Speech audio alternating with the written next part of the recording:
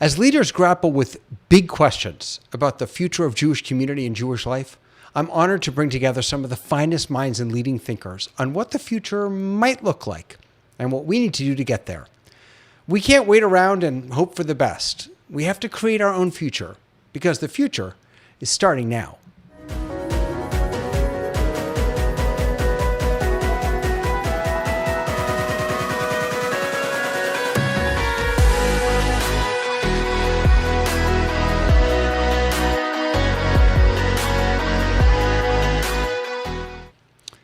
This week, I am honored to welcome Rabbi Michael Knopf, named by the Forward as one of America's most inspiring rabbis. Rabbi Michael is the spiritual leader at Temple Bethel in Richmond, Virginia. He's a leading advocate for multi-faith collaboration, an activist for social justice and global human rights, the host of JCast Network's Pop Torah podcast, the author of 30 Days of Liberation, Pathways for Personal and Social Transformation, inspired by the book of Exodus, and editor of No Time for Neutrality, American Rabbinic Voices from an Era of Upheaval. It is so good to talk to you, Rabbi Michael. How are you? Great. So great to be here, Rabbi David.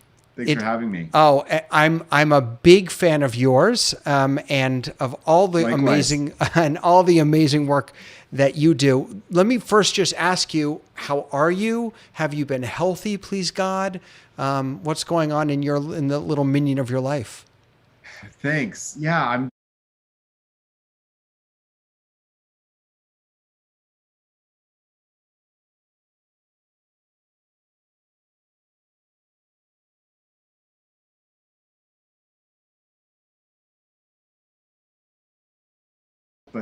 right, of course. Fortunately, able to keep COVID out of our home, which is a blessing. Kids are, I have 3 little kids. They're healthy, which is the primary thing, and mostly happy, except for normal kid stuff. And my wife is good, so I'm blessed. Things are good by me, about as good as they can be during this crazy time. Good, thank God. So tell me a little bit about your work at Bethel, and I'm specifically interested in. Are you the only clergy person there? Are you part of a team? How is it set up for you? So I'm part of a clergy team of 2. It's me and my clergy partner, Cantor Rosenblatt, who is an extraordinary cantor, just really a gift. And we call ourselves the Clergy Dream Team.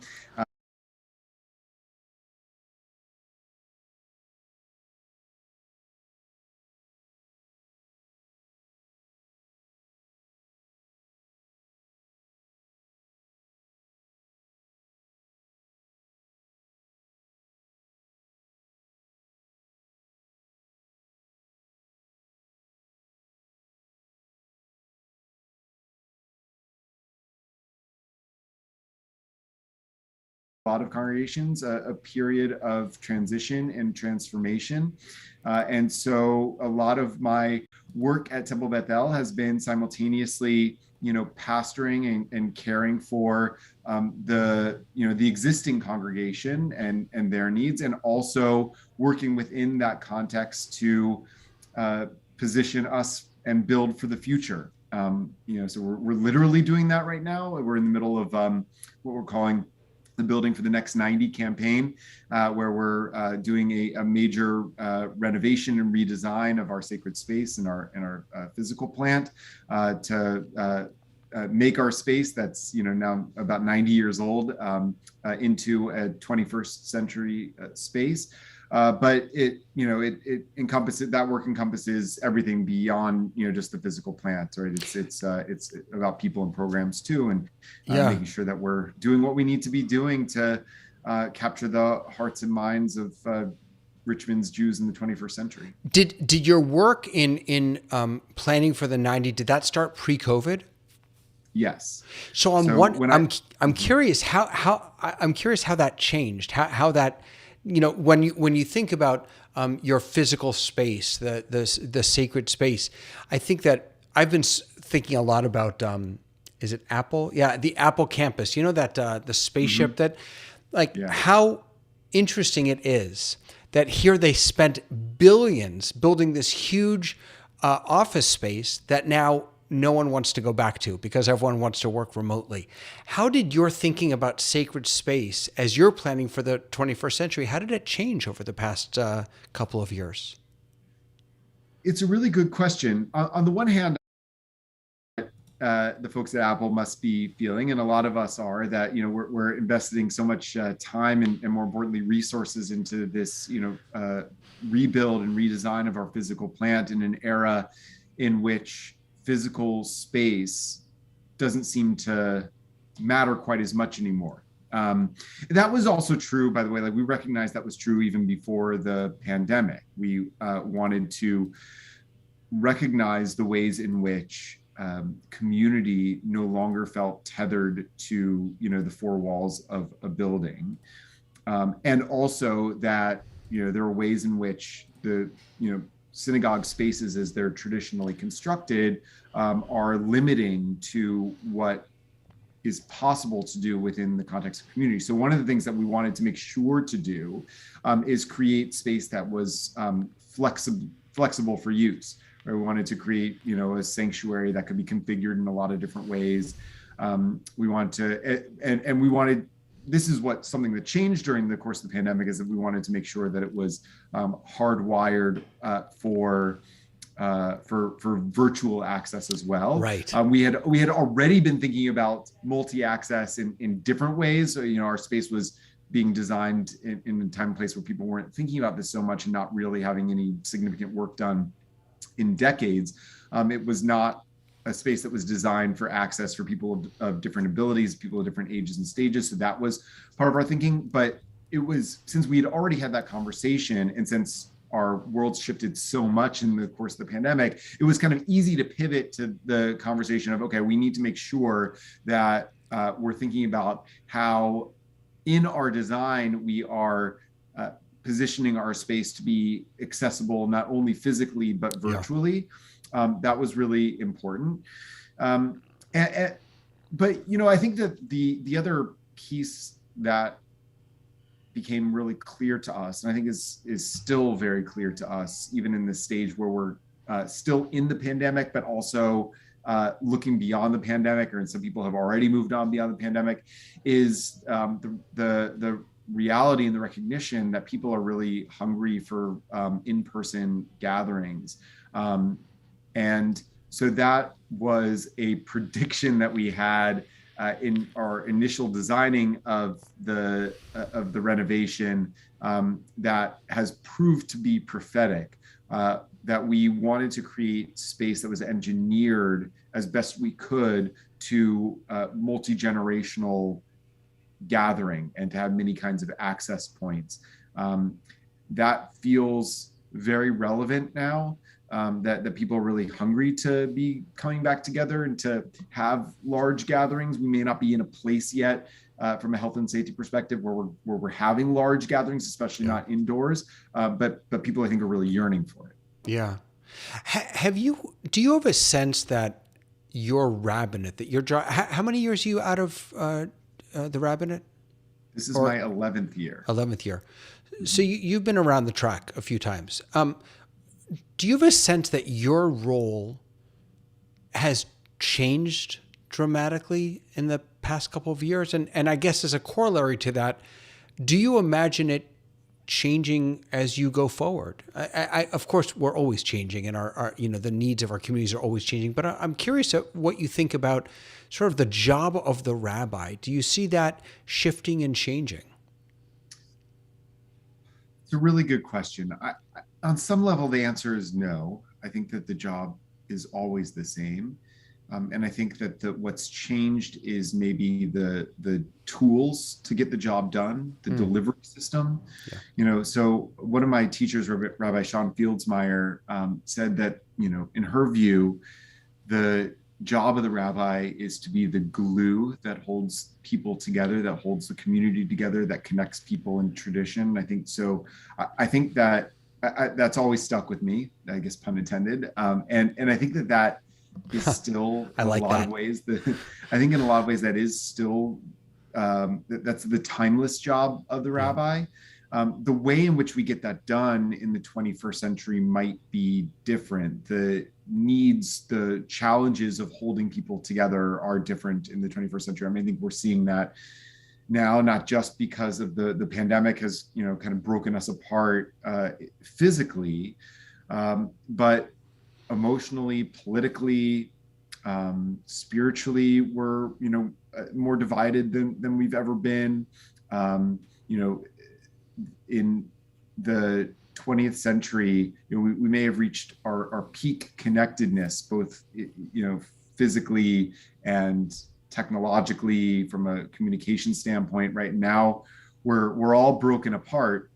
In some ways, that is, there's blessing in that, right? That I can, speak to.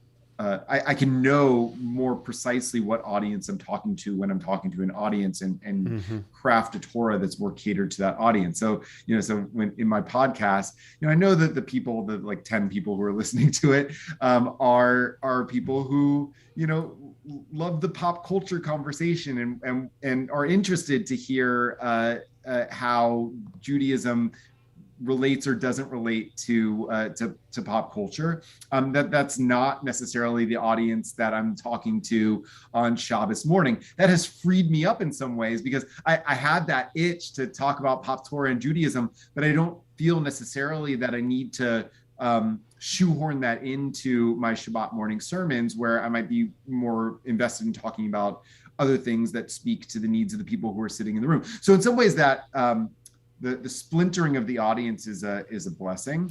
It's fascinating. Let me just interrupt for a second. That's so interesting to me, because I for the past 20 years or so, as I think back on when we were designing programs or thinking about services, we were always thinking, what's sort of the lowest common denominator? How can we create something that everyone will come to? We need to have a mass quantity of human beings. And what you're talking about now is that in some ways, the splintering allows us to really focus. So, for your Shabbos morning community, you know who they are, you know what they're coming for, and you can really give them a Torah that suits their needs. Whereas people who are listening to your podcast or taking a class or doing whatever, can get a different Torah from you.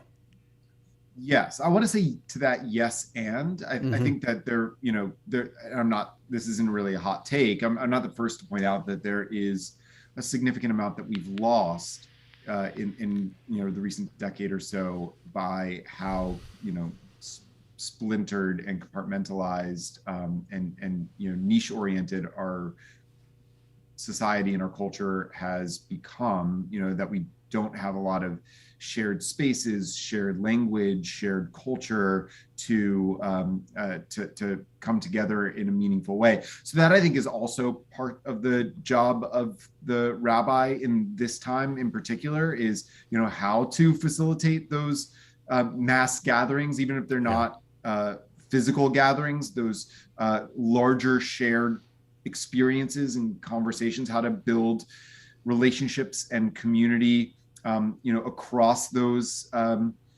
demographic divides, those ideological divides. That's a real challenge in our time. That's hyper polarized and hyper partisan. So it's I think always been the job of a rabbi in some ways, but I think it's a more pronounced challenge in our time.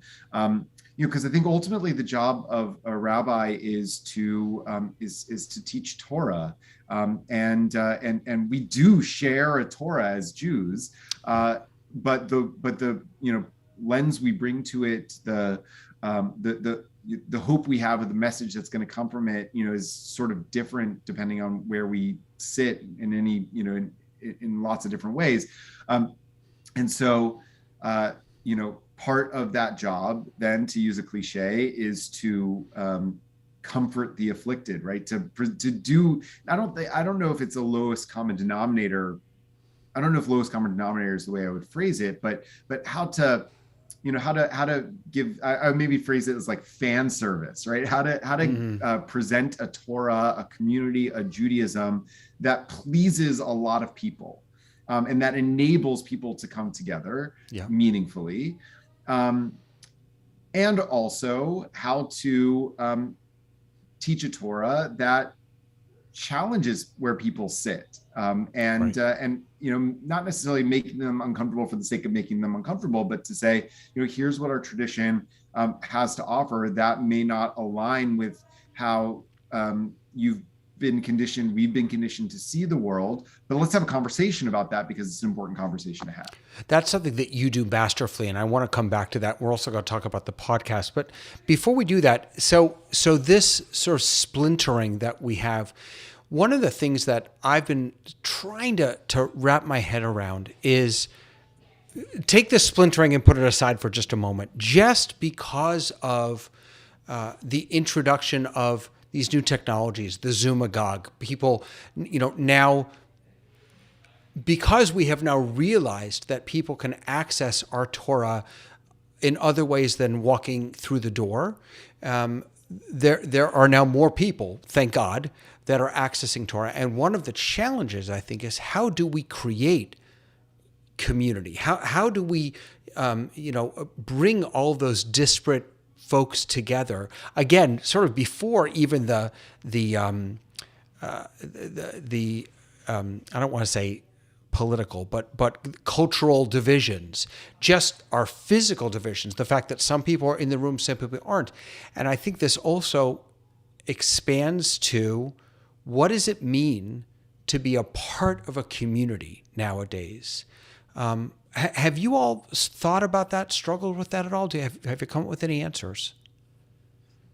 Uh, the answer to the first part of what you said is yes. The answer to the second part is no, or maybe more additional questions and answers. I think that you're absolutely right. This is a time that really challenges at the traditional or the commonly held definitions or assumptions about what constitutes community, because what we've learned is that it's possible to form community, across large distances and with people who are far more diverse than we could have previously imagined.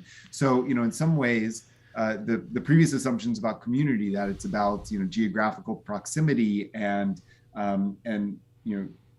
common culture, common identity, that is no longer exclusively true. I think that there is a place for that for community understood that way, but it's not the only way to understand community. So I think that part of the issue, and this is why I'm thinking about this, because our fourth graders in our religious school were just learning about this and talking about this past Sunday.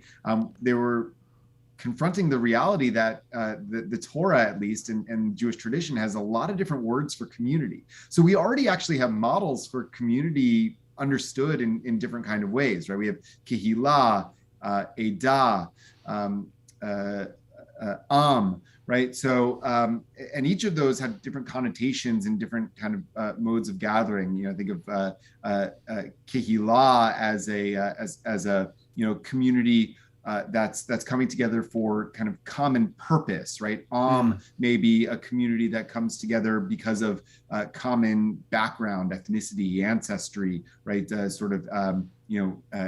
Ethnic community, right? So I'm maybe part of the larger community of the Jewish people, but more immediately, I'm part of a community here in Richmond, Virginia, and even more immediately than that, I'm part of a community that's defined by a membership model where you either typically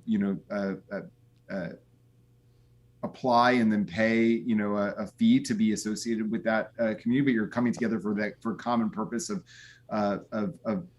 building an intentional spiritual community. I may be part of an Edah, right? That's a community of witness in some ways, from the word aid, right? So that might be a community of shared interests, or that is ideologically aligned, right? So in other words, right, there are different ways of configuring and thinking about community. Not all of it is about geographic proximity, and not all of it is necessarily about ideological affiliation, right? we live in a time, my teacher, Rabbi Erwin Kula, always says, this is a time of mixing, blending, bending, and switching, right? So we recognize the ways in which, it's actually probably always been true that we've been part of a lot of communities simultaneously. We just may not have referred to them as that. And now we have more freedom and fluidity with which we approach our communities. So that means our communities are somewhat more porous and more boundaryless than they used to be. That's both a blessing in a lot of ways and a real challenge, because the boundaries that once held our communities together no longer hold in the same way. So we're grappling with this both in Richmond and at Temple Beth El and the wider conservative movement and the wider Jewish world, right? The most obvious one is with marriages between Jews and people from a different background, right? 50 years ago, that was a clear dividing line between who was in and who was out of the Jewish community, and it was understood, or at least believed, that you were making a statement as a Jew about whether you wanted to be in or out of the Jewish community by marrying somebody who was from a background other than Jewish.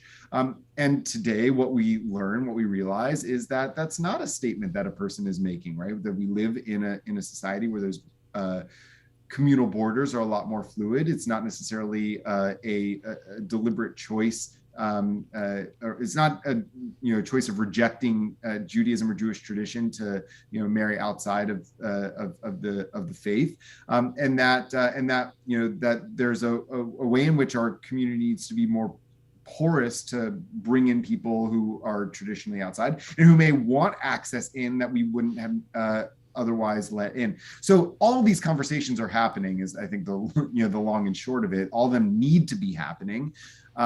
It's probably long overdue that they are. I think, like, just as it did for a lot of things, the pandemic has highlighted those realities and exacerbated them and made the conversation that we need to be having around them much more urgent. Yeah, it's forced us, as uncomfortable as some of us are, it's forced us to address things that have probably always been there, but we did not feel a certain pressure to address. So this sense of openness and inclusiveness that is so vital to your work as a rabbi, and I presume also to your community, have you felt that has changed? And now I'm thinking back more than 2 years, over the past 4-6 years, how has your work around social justice, around building a sense of open Judaism, not to the exclusion, by the way, of a unique Judaism and all of that, but an embracing Judaism, what does that work look like, and how has that changed, if at all? Yeah, I really appreciate the question. I think that, just like for the last question, the answer is somewhat mixed. So, while there are really a lot of meaningful and important and positive ways that, the pandemic has opened up conversations around the boundaries of community, it's also really challenged them. I mean, I have a lot of congregants that, and it's even, I even reflect it myself at times that, that struggle with, the fact that our services are now accessible well beyond the physical boundaries of our community. I mean, there's a way in which it's beautiful that people, from as close as Northern Virginia or as far away as Israel or Russia or whoever it is, right, can access our services. But it also, in expanding the boundaries, it also can make people feel like there's nothing particular about the community anymore, right? Don't leave that, because that's fascinating to me. Yeah, that's so interesting. I was in a conversation.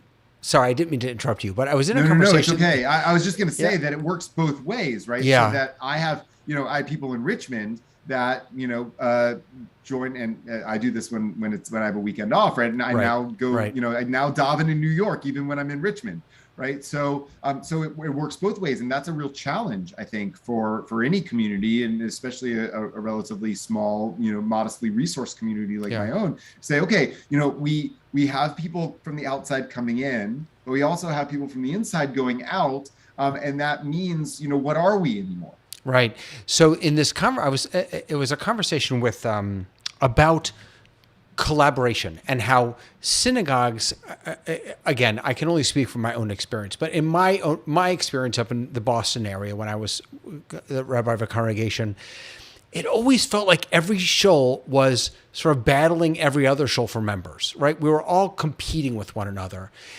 Whereas now what we've realized, in part because of the pandemic, in part because we are growing and we're a little wiser, is that, as you said, when I have a Shabbos off, I can daven anywhere in the world now. And that synagogues don't need to have the best teacher living in their community, because they can bring the best teacher in over Zoom or any, whatever platform works for them. That is to say, I don't have to do everything anymore as a rabbi. I have now the world as my colleagues. But the challenge is what you just said, is that if I'm bringing the best Talmud teacher from here and the best sermonizer from here, and I'm bringing them all in, then what makes what we're doing here in our community particular, unique, special? If all we are is so porous that everyone can come in and everyone can go out, then what defines us as a community? That's a really interesting challenge. Right. And it's why I think in some ways a community in a place like Richmond is better positioned for what's coming next than some other places, because I think that, I'll put my pop culture hat on now too. I think this is what happened. This is what's happening in the film industry, in the movie industry, is that you either get now basically two kinds of movies. Otherwise, everything goes to streaming. But you get basically two kinds of movies. One is, Marvel, Jurassic Park, right? Whatever, big budget CGI spectacle that you feel like you have to see in the theater in order to really fully experience. Films that cost a lot of money to produce, and only the most well-heeled studios are going to make it, and are also making it somewhat in a somewhat risk-averse way, because these are like big tentpole productions, and they want to appeal to a mass audience, and right, so that they're constructed that way. Or you get really kind of smaller niche films, right? Your 10, 20, $30 million budget movies that are kind of like Oscar bait, that sort of thing, that are designed to appeal to smaller audiences, but are lower risk for the studios, so they can produce them. You don't get a lot of films that are sort of in the in-between category like you used to, or at least like I grew up in the 80s and 90s, and there were a lot of movies in that category, because your choices either were to see a movie in the theater or to buy it on VHS and watch it on a kind of rinky-dink TV, which was not ideal, or to wait for it to come out on TV, which was also less than ideal.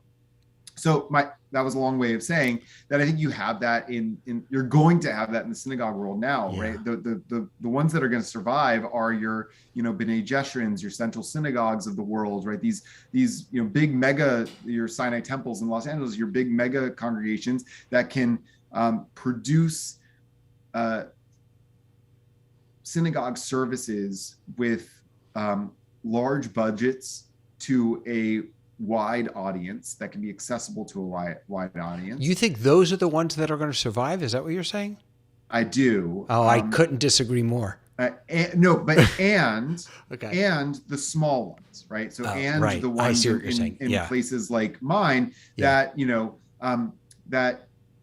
where you need. I mean, it also might be true in bigger, more Jewish population dense environments too, the community shul, where you go to like really feel part of an in-person community, but you won't get the the I don't know, 500 to 800 family congregations, the like large suburban synagogues, the sort of like mid-sized to large suburban synagogues that were somewhat something of the big tents, but still, right, had relatively small budgets that you had back in the day, because they can't keep up in either direction. Right? They can't produce that kind of intimate in-person community that people, I think, will always be hungry for. And they can't produce the broadcast Judaism that people might want to access and might want to have. So I think that's coming. I think that's true. And to bring it back to the question that you asked about social justice, I think that tension is present there too. I felt that throughout my rabbinate, that when that there are, and I think it's true, that only a third of American Jews, if the Pew Report is to be believed, are affiliated with synagogues, belong to synagogues. But the vast majority of American Jews, somewhere in the 90%, say that they're proud of their Judaism, they identify as being Jewish, and in the 60, 70, 80% range, say that the most essential parts of being Jewish are living a moral and ethical life and doing justice, right? Engaging in tikkun olam. So if you look at the discrepancy there, what seems to me is that 60-something% of the American Jewish population is saying to you that what's essential to me about Judaism I can't find in synagogues, or I don't find in synagogues, or I find elsewhere beyond synagogues.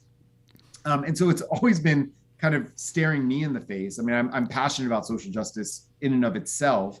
I think it's core to my sense of what it means to be Jewish and what Jews are called to do in the world. But as a rabbi who wants to reach Jews and to bring Jews closer to Torah and to Jewish community, it strikes me that if our institutions are going to be relevant, they need to be centers of social justice and tikkun olam.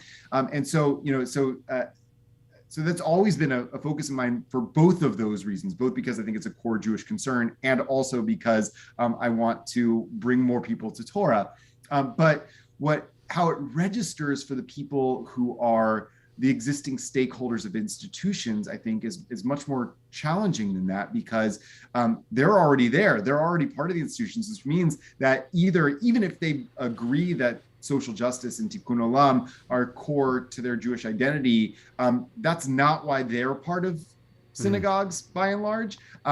So you get this sense, this pushback of, doing all that stuff out there is coming at the expense of serving my needs in here, right? And to them, it's a zero-sum game. It doesn't strike me as a zero-sum game. I feel like there's enough rabbi to go around, but to them, it strikes them as a zero-sum game. And then if you add on to that, the really highly charged political polarization of our society, where things that I thought were at one point matters of Jewish communal consensus. Maybe they never were, but I thought they were, like, I don't know, racial justice, human rights, democracy, to talk about and work on those things becomes, a question of, if the rabbi is supposed to be the glue that's holding people together, people, I think, have a legitimate concern about that, to say, Rabbi, this is going to break us apart, because not everybody agrees that, we ought to be for democracy. Right. Rabbi Jonathan Sachs, I remember learning once from him that he felt that ritual is one of the most effective centerpieces around which to build community. It sounds like what I'm hearing from you is that, at least in part, the glue is social action. And yet even that has some fractures in it. Yeah, I think ritual is supposed to be what holds the Jewish community together. I think that's what the tool is designed for in tradition. I think in some ways it is. I think we need to be honest about which rituals function that way. Yeah. So, if the Pew Report is to be believed, right, the rituals that function that way are the Passover Seder, Right.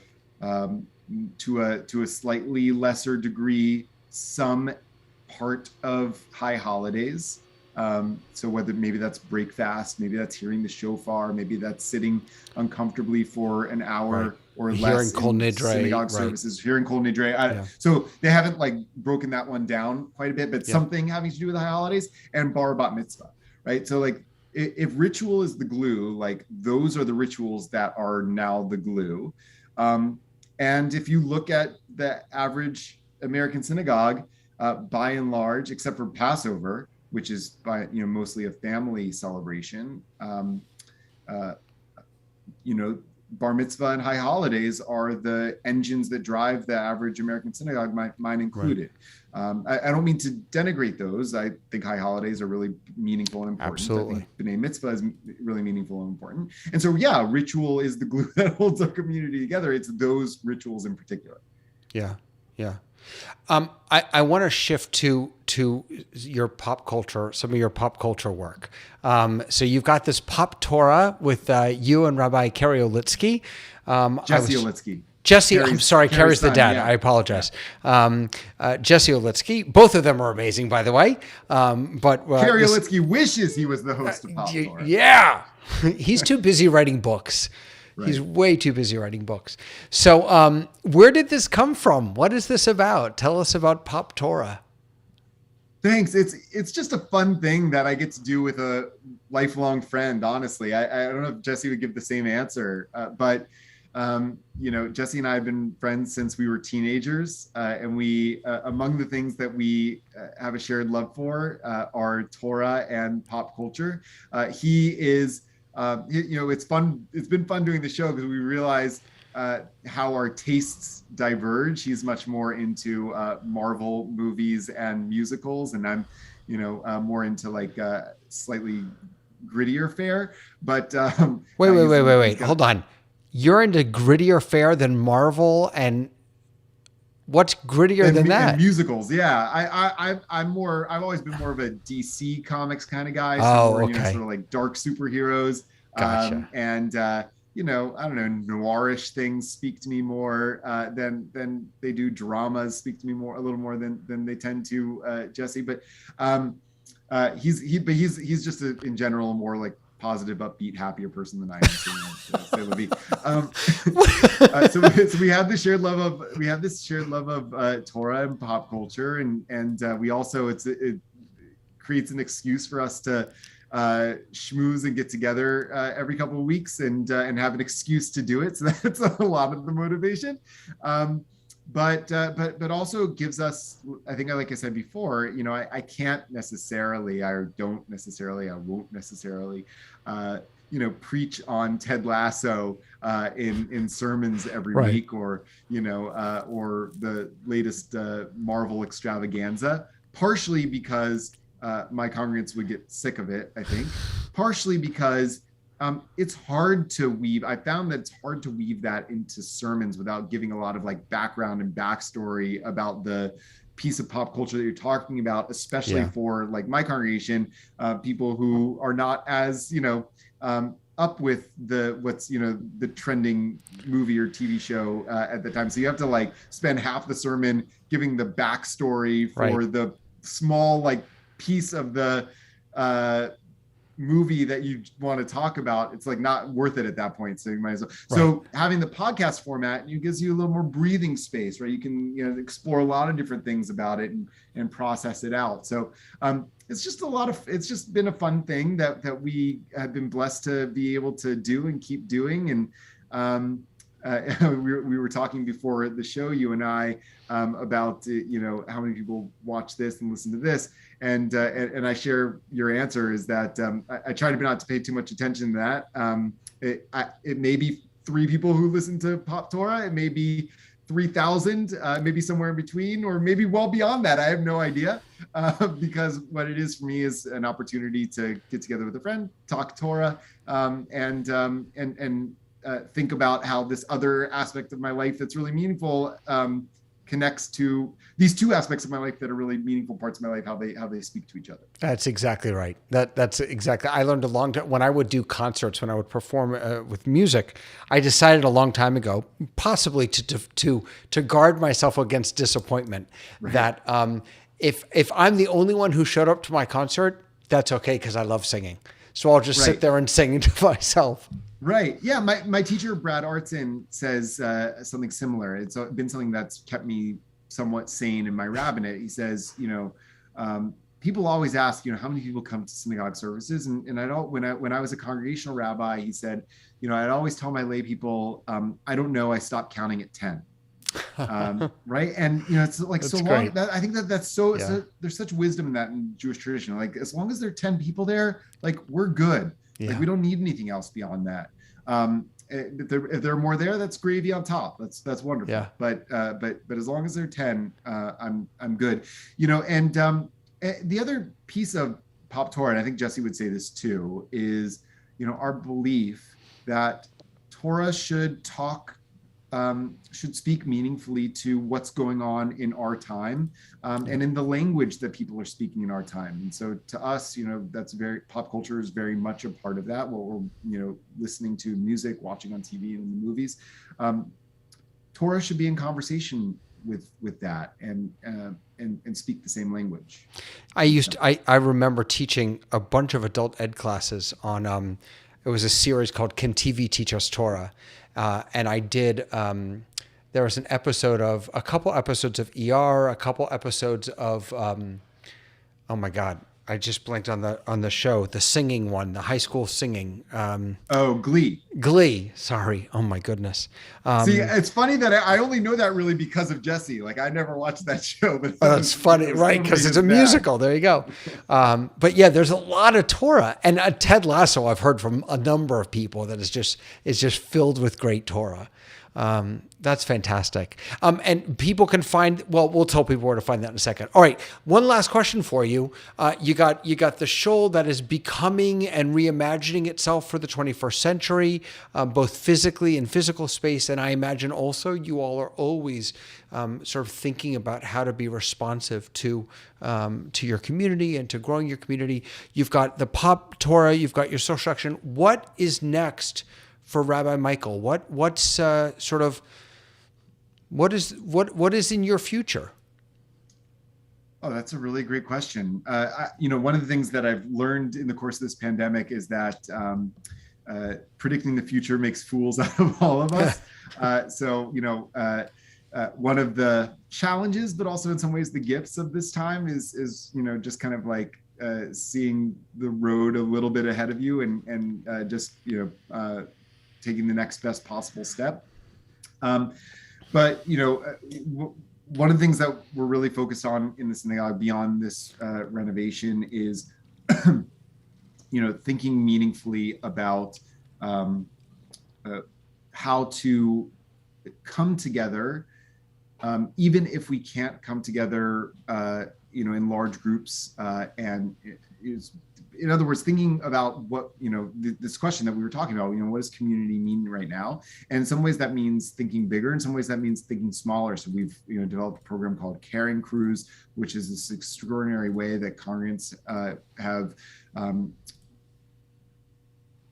shown up to support one another in beautiful ways during the pandemic. And so we're going to continue that and deepen that work. We're going to, we're going to deepen this project that we've been beta testing called Kfar, which is another, I guess, one of those other community words that you have in Judaism. Kfar means village, but a way of kind of breaking up the larger community into smaller sub-communities. In the church world, they call these small groups, but to build relationships to deepen the sort of web and network of relationships within the congregation that way. There's still a lot of justice work to do. This is a more challenging time than it's ever been. So I think that what the future holds for me is, very intertwined in, what's on the horizon for the Richmond community, the state of Virginia. We just, from my perspective, had a really devastating statewide election that's going to set back the cause of justice in Virginia in really troubling, challenging ways. So working hard on that, and then I think we're in a really, really difficult time nationally and internationally when it comes to democracy, pluralistic democracy, especially in human rights.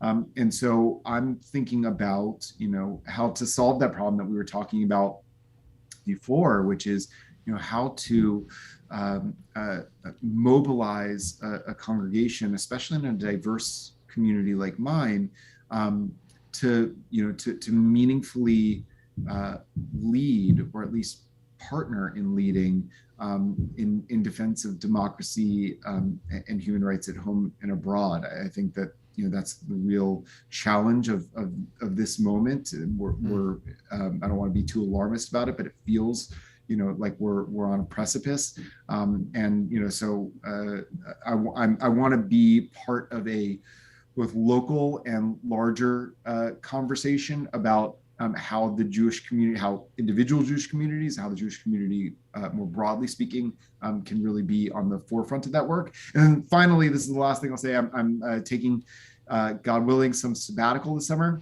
Oh. And I'm hoping to be working on a couple of book projects that have been percolating.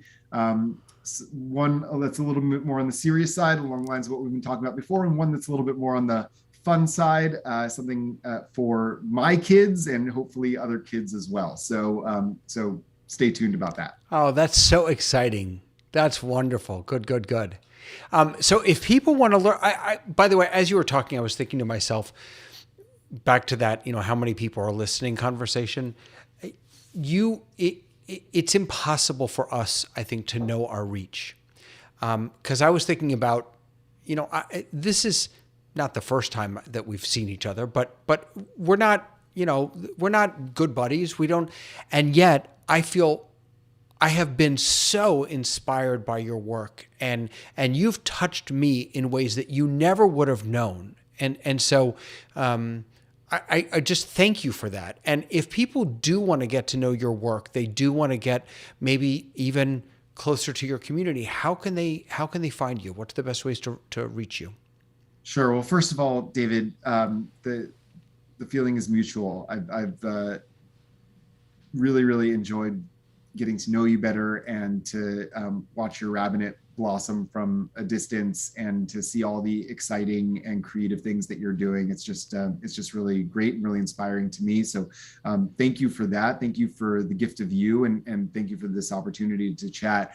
People can find me on my synagogue website. That's bethelrichmond, all one word, .org, bethelrichmond.org. My personal website and blog is mikeknopf.com, MikeKnopf.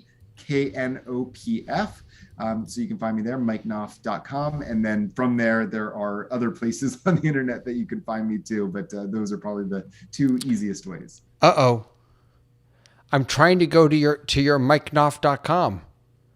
Is it a You're having trouble. Is it a word? Oh, there we go. Is it a word? It's a WordPress. Yeah, it's a WordPress. Sorry, I had a thing up. All right, here we go. mikeknopf.com. Fantastic. There we are. Oh my God, look at those kiddos. That's an old picture too. The sermon was about carrying a child on your shoulders. I actually didn't have a good shoulder picture, but that picture is now, gosh, it was like a lifetime ago. It was probably from the summer of 2016 or 2017. So right, you have a third. I with them anymore. Right, you have a third. I do have a third now. Yeah. I was. My wife was pregnant with the third when that picture was taken. Amazing. All right, my friends. I'm so grateful for your time, Mike. Thank you so much. Thank you. Thank you, dude. And definitely check out on all of your favorite podcast platforms. Check out the Pop Torah podcast. I'm listening to it on Apple Podcasts. It's there on every any of those platforms. And definitely go ahead and visit mikeknopf.com to learn more about Rabbi Michael's work. I will be back tomorrow. I've got a Torah tech tip for you about how you can best use chat and comments to really build engagement when you're doing those online services and classes. So I hope that I'll see you there. Until next time, let's get busy building that future. Bye, everyone.